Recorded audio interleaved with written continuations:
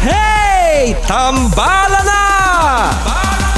At eto na sila, ang nag-iisang masugid na tagahanga ni Nicole Yala. Chris Chuper!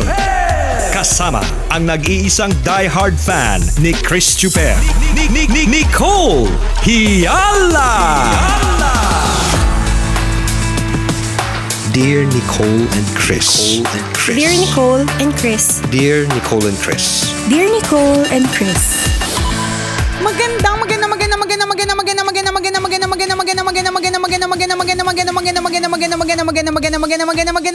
tanghali mga tambalani sa mga kabisyo, mga ka-basic. Hi partner! Alam mo, feeling ko pag tumambay ka sa palengke, ang daming bibili sa'yo. Dahil? Ano yan? Ano yan? Kinakabahan ako sa mga hirit mo today. Boses pa lang, panawag pa lang eh. Tumba na silang lahat eh. Anong sinabi nung tindera sa mare, sago! Pansin mo ba? Oo nga, diba, may ganun pwede. silang tono. Yung sa'yo hindi nahuhuli Oo, eh. hindi. Pangkabog nga eh. Oo, alam mo. Oo, alam mo yan partner. Ano yan eh. Yan yung dati ko pa kasi yung naririnig. Oo. Epekto ito ng aking childhood. Kaya importante talaga, kung lalaliman po natin usapan na to, importante nga ma-realize ng mga magulang na ganun katindi yung childhood ng yung pag-aalaga dun sa growing years ng bata kasi dadalhin na talaga nila yan hanggang paglaki. Okay. Nung bata kasi ko, hindi ko makakalimutan yung mga of course exposed kasi tayo sa mga tao, binatog. Ang pinaka-favorite ko talaga, Shine Repair Payong. Meron, sapato. Yan, ganon.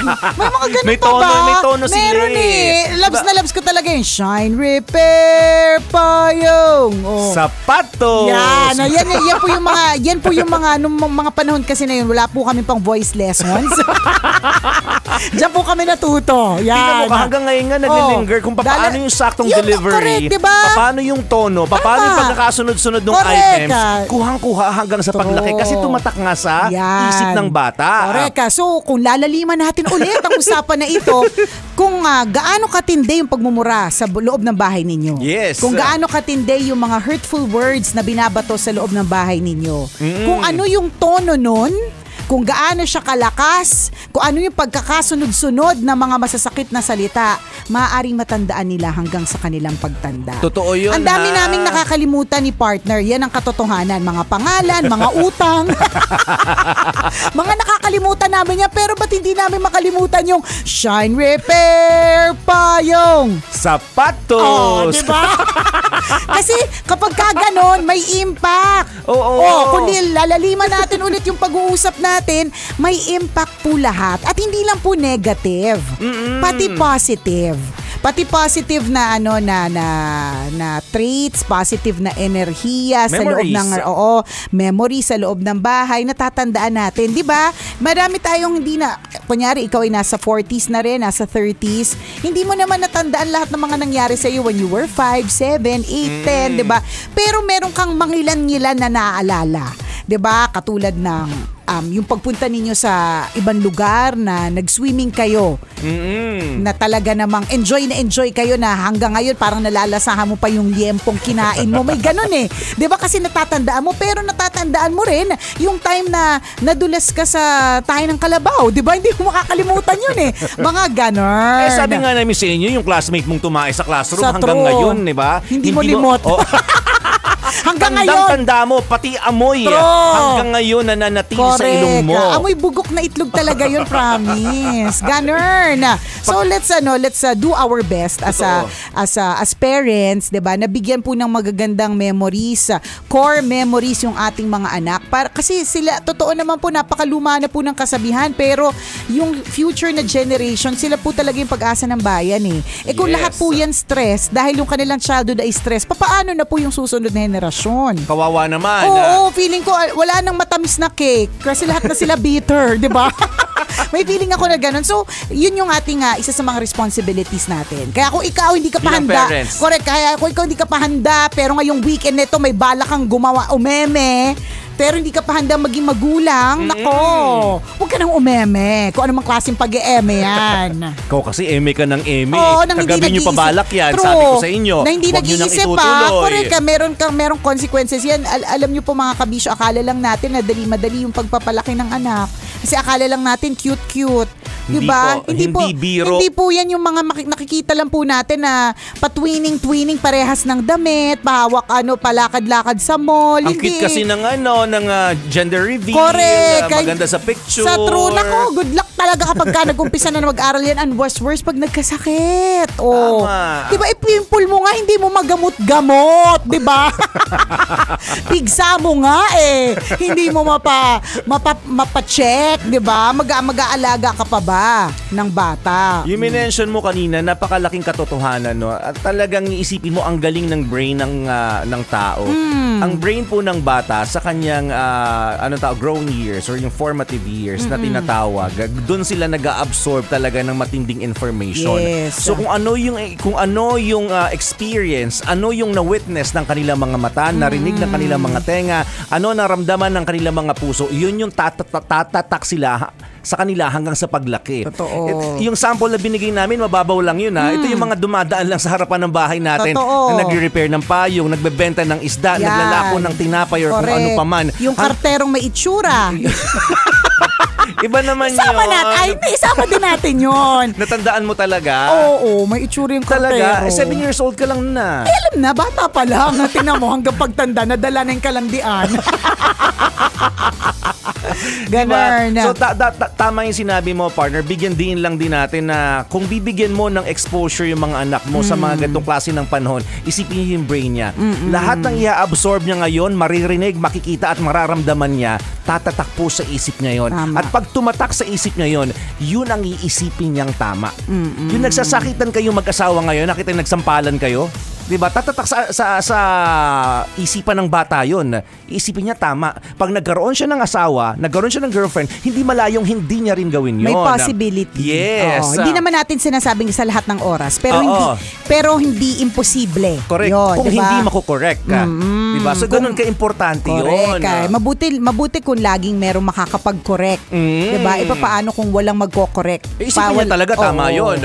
So ayaw natin. Pati dun sa mga, wag natin silang expose sa mga taong alam nating hindi naman makakabuti. Kunyari, wag mo siyang i-expose sa mga taong walang ibang ginawa kundi magmura. O kaya nagbibisyo ng matitindi. Kasi isipin niya it's okay. Diba? Isipin niya tama yun. Correct. Hindi naman po yun okay. Diba? Pansinin ninyo, merong mga tono yung mga anak ninyo na parang nagtataka kayo, bakit ganun yung tono ng pananalita? Maaaring na-pick up niya yan sa inyo? Or maaaring na-pick up niya yon sa mga napapanood nila. Yung exposure ng mga bata ngayon sa mga panoorin, sobrang tindi na. Grabe, super exposed na sila. Dapat i-guide natin sila ng tama. Kasi for example, kanina may kinikwento yung anak ko sa akin na horror na story na napanood nila sa Netflix kahapon.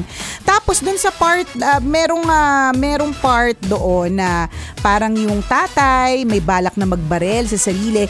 Kunento siya sa akin ng aking anak na parang wala lang. Tas na-bother talaga ako doon kasi ang easy lang na ipakita yung mga ganong klaseng scene as if it is normal. Kaya sinabi ko talaga sa kanya, sabi ko, erase that from your memory ha. I don't want you to watch that again, and if you ever see you, ang hirap mong kausapin, pwede bang Tagalog na lang tayo? Pwede Anak, ba tayo? let's stop this. Come on, let's eat. Oo, yun. Ang ending, kumain kami. Hindi ko sure kung may natutunan siya sa akin, diba? So, sinabi ko sa kanya na hindi normal let us not normalize yung ganon klase ng nakikita natin kasi sobrang exposed na sila sa ganon. Sa news na ganon, sa maaaring sa mga cartoons na ganon, na pananakit sa sarili, violence against others, na pag kinikwento nila, parang wala lang. May term pa nga silang sinasabi, oof. She oofed. Ibig sabihin namatay or kung ano man, 'di ba? Okay. Na parang pag pinakinggan mo, ang cute naman ng term nila, oof, 'di ba? Pero kung iisipin mo at susumahin mo, ano yung oof? Kamatayan. Patakot, hindi naman diba? natin yun in-normalize at ayaw nating i-normalize yun. So, yun yung sinasabi natin. Saan ba na-expose yung mga bata? Ano ba yung mga pinapanood nila?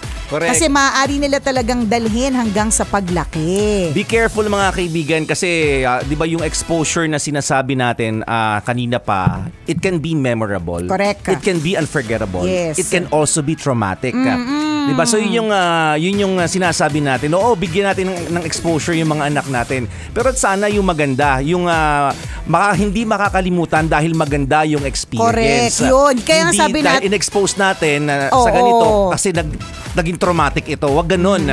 Kasi pag dinala po ng bata yan hanggang paglaki, kawawa po sila. Pero lalo na kung wala mag-guide. Correct. Pero sometimes, yung mga traumatic o kaya mga nalulungkot, minsan, yun din naman, di ba sabi mo nga kanina, partner, ang galing ng brain natin. Minsan, yung mga traumatic or yung mga nakakalungkot na mga pangyayari o mga kakulangan sa buhay, yun din naman yung nagiging drive para maging mabuti. Kung diba? guided. Oo, kung guided. So for example, partner, di ba, kung ikaw ay masugid na tambalanista for 20 years, alam po ninyo na isa sa mga favorite na kwento namin ng kabataan namin ay yung kakulangan po namin talaga sa maraming bagay. Bukod sa itsura. Ako ramdam na ramdam ko yung party pag Valentine's Day kasi nag-aral ako sa exclusive school for girls. So, syempre dahil wala mga lalaki, ang mga bulaklak na nagdadatingan pag Valentine's Day hanggang gate. Tapos, syempre, pipick upin sa gate, tapos dadalhin sa classroom. Alam na talaga kung sino yung walang itsura, yung walang bulaklak. So, ano ginagawa mo? Kumikitas ka ng bulaklak sa bago lumabas ng gate? Hindi. Ang drive ko noon, ang drive ko sa sarili ko noon, partner, hindi man ako maganda, dapat maging matalino ko. So, ang drive ko talaga noon, mag-aaral ako na mabuti. Hindi na nga ako maganda, hindi wala, bobo pa ako. Ayoko naman magterno-terno tayo, friend. Hindi na nga maganda, bobo pa. Aba, terno. Pinapakyaw mo match naman. Na match, correct. Ayaw naman natin ng ganon. So kung gusto natin naramdaman ko yung kakulangan ko ng mga time na yon. So kaya siguro partner nung medyo nagtatrabaho na, yung medyo nakakaipon na, talagang ang arte-arte ko na talaga, 'di ba? Kasi nga siguro yun yung mga naramdaman natin eh. Pero yun nga yung sinasabi ko na maaaring itong mga kakulangan na ito nung bata pa tayo, 'di ba? Maaari din if guided, tama ka partner, dapat guided sana. Maging drive din para mapabuti pa yung buhay mo. 'Di ba? Yung mga nakaranas ng paghihirap, 'di ba? Lagi natin sinasabi yun, partner, ang Crayola natin wawalo. Yung putol-putol pa. Putol-putol pa, ang dami pang black, 'di ba? Putol-putol na nga, hindi pa kumpleto yung mga kulay. Hindi diba? Pa nabuo yung rainbow colors. Sa true, 'di ba? Pero yun yung parang kahit paano naging drive natin na pag tayo nagkaanak, sisiguraduhin natin na makakapag-provide tayo at tayo mismo sa sarili natin, magtatrabaho tayo na maigi para maging komportable yung buhay natin. 'Di ba? Yung mga ganern. Sana maging mabuti yung mga hindi magandang pangyayari o kaya memories. Kaya 'di ba maganda yung pina-flash sa TV every time na manonood tayo. Yung gatekeeper nila, parental guidance for example. Gawin po natin 'yan sa tunay na buhay. Kasi totoo, napakalaking factor or role o ginagampanan ng mga magulang sa bawat exposure ng mga anak. Correct, sa pinapanood, sa naririnig, sa mga napupuntahang lugar. Sa mga taong nakakasama. Sa mga taong nakakausap. Sa mga kantang napapakinggan. Totoo. Sa mga DJs na ine-expose sila. Uy, piliin nyo rin Tama. Totoo naman, hindi kung sa tingin ninyo BI or bad influence yung DJ na yon, bakit ka patuloy na bakit mo patuloy na i-expose yung anak mo dun sa DJ na yon, 'di ba? Maging maingat. Minsan nakala natin, teka, nabibigyan ng magandang lesson pero ang hindi natin napapansin, ang isip na lalason. Totoo, diba? totoo. Aminin mo, expose ka sa sa binabasa mo dati sa dyaryo. Huwag ka na. Pero guided naman ako. Talaga? Guided ako na hindi siya na hanggang babasahin lang yan. Hindi siya dapat na tsaka hindi siya dapat na ginagawa sa tunay na buhay, lalong-lalo na kung mga ganon. Okay, mabuti. Oo, mas maganda yung may guidance kasi hindi totoo eh. May parental guidance pala. Mas maganda nga na sa'yo maintindihan o sa'yo makuha ng anak mo yung kung ano man yung explanation about kasi mas paniniwalaan nila yun diba? At mas gusto mo na tama yung explanation na maibibigay mo, na ma-expose sila. O tingnan mo, ang hirap maging magulang. Tapos ikaw, ka ng hindi ka nag-iisip, ay ganito pala maging magulang, mahirap pala, kailangan pa bang i-memorize yan? Basic! Muli ako po si Nicole Yala. At ako naman si Cambio King Chris Chuper. Na nagpapaalala, una magdasal ka para mabuhay ka, pangalawa mag-toothbrush ka para mabuhay naman iba. Yun! Kailangan pa bang i-memorize yan? Love Radio. Basic!